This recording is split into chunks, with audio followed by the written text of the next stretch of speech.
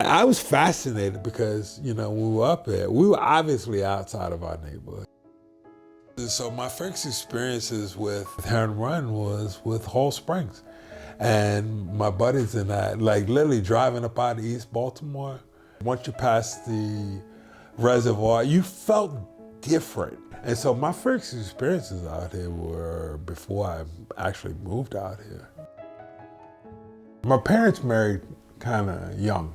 My mom lived in Wilson Park, which was a black neighborhood that was established back in 1917 by Harry O'Neill Wilson. And so my mom lived up here back then. So she ended up living with one of her relatives, or a couple of relatives, back down below North Avenue. It was a cultural shift. It's creepy.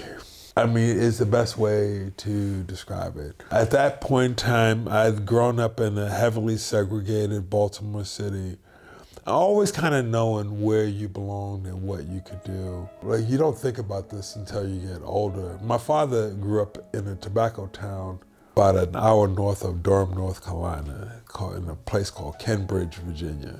It was named after the Kennedys and the Bridgeforths. And one of the things that we were always very conscientious of is who we were and where we were. And so that experience of moving out of East Baltimore up here started to replicate what my summers felt like when I was going back to very rural Virginia. There were a set of black Bridgeforths and Kennedys and a white set, and everybody knew what role they played. And like when we came up here, it was kind of similar. My father was an asthmatic. We lived in a community that belched smoke like down by Arco Steel. My father had almost died from asthma. We moved out this way. My father never had another asthma attack again.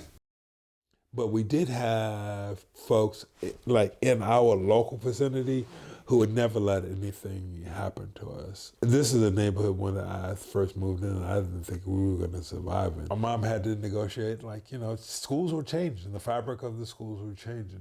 She wanted to get her kids back into a parochial education. And so she took them up to St. Dominic's, and she took them down here to St. Francis. And I don't think it's unfair to say those were not really friendly places. They were not friendly churches. Been to a Catholic church, in some mid-ceremony, we extend our hand, and what do we offer? The sign of peace, right? Oh my God. Every week, you had to search around for someone to extend you the sign of peace. I know that when my mom took my brother and sisters up to the school, she came home and said that the lady in the office spent the better part of an hour trying to talk her out of sending her children there.